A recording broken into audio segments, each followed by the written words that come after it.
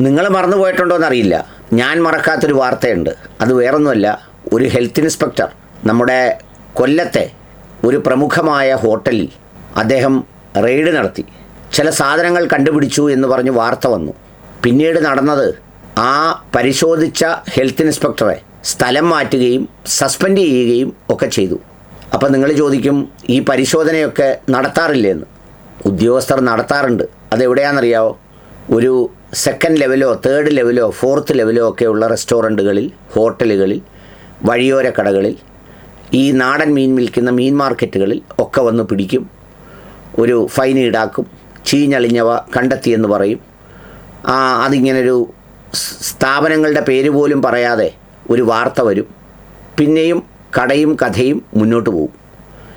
ഞാനിതിപ്പോൾ പറഞ്ഞത് എന്താണെന്ന് ചോദിച്ചാൽ, കഴിഞ്ഞ ദിവസം ബാംഗ്ലൂരിൽ നിന്ന് എൻ്റെ ചില സുഹൃത്തുക്കൾ ഒരു വാർത്ത ഫോർവേഡ് ചെയ്തു തന്നു. ആ വാർത്തയിലെ കുറേ ദൃശ്യങ്ങൾ കാണാം.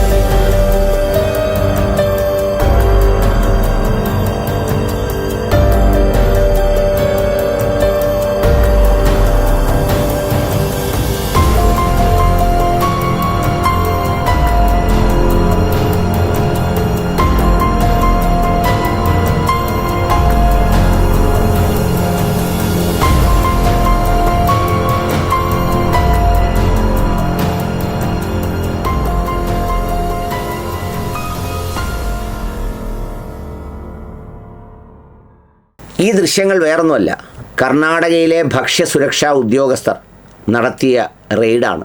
എവിടെയാണ് നടത്തിയെന്നറിയോ? Shangri La, Ashoka, Radisson Blu, Taj and Vivanta തുടങ്ങിയ കിടിലൻ 5 സ്റ്റാർ ഹോട്ടലുകളിൽ.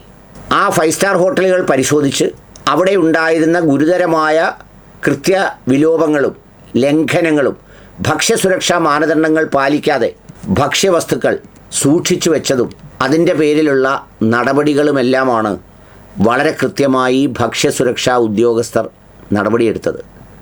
ബാംഗ്ലൂരിലാണ് നടന്നത്. അതിന് നിർദ്ദേശം നൽകിയ ആരാന്നറിയോ? അവിടുത്തെ ആരോഗ്യവകുപ്പ് മന്ത്രി UT ഖാദർ. നമ്മൾ ഈ മറ്റ് സംസ്ഥാനങ്ങളിലെയൊക്കെ ഭരണത്തെക്കുറിച്ച് വ്യത്യസ്തമായ പല അഭിപ്രായങ്ങളും മറ്റു പലതുമൊക്കെ പറയുമ്പോൾ ഇതുപോലെ കരുത്തും കാമ്പുമൊക്കെയുള്ള ചില മന്ത്രിമാരുണ്ടാവും. അവർ നിർഭയരായിരിക്കും. അവർക്ക് തീരുമാനമെടുക്കുന്നതിന് യാതൊരു മടിയും ഉണ്ടാവില്ല. അവർക്ക് മടിയിൽ കനമില്ലാത്തതുകൊണ്ട് വഴിയിൽ പേടി തോന്നുകയില്ല. അവർ കരുത്തോടെ തീരുമാനമെടുക്കുന്നത് കൊണ്ടാണ് ഈ 5 സ്റ്റാർ ഹോട്ടലുകൾ പരിശോധിക്കപ്പെടുന്നത്. അല്ലെങ്കിൽ 5 സ്റ്റാർ ഹോട്ടലുകളിലേക്ക് കയറാൻ ഉദ്യോഗസ്ഥർ മടിക്കും.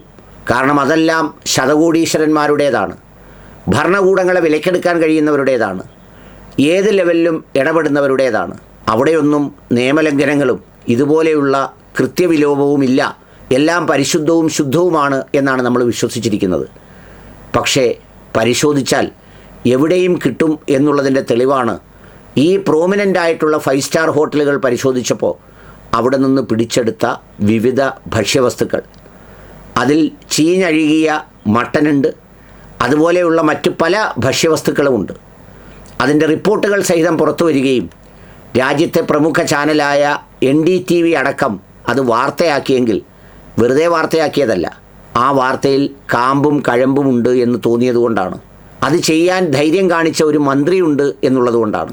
അത് ചെയ്യാൻ നിർഭയമായി മന്ത്രി ആവശ്യപ്പെട്ടപ്പോൾ അത് നിർവഹിച്ച ഉദ്യോഗസ്ഥരുണ്ട് എന്നുള്ളതിൻ്റെ തെളിവാണ്.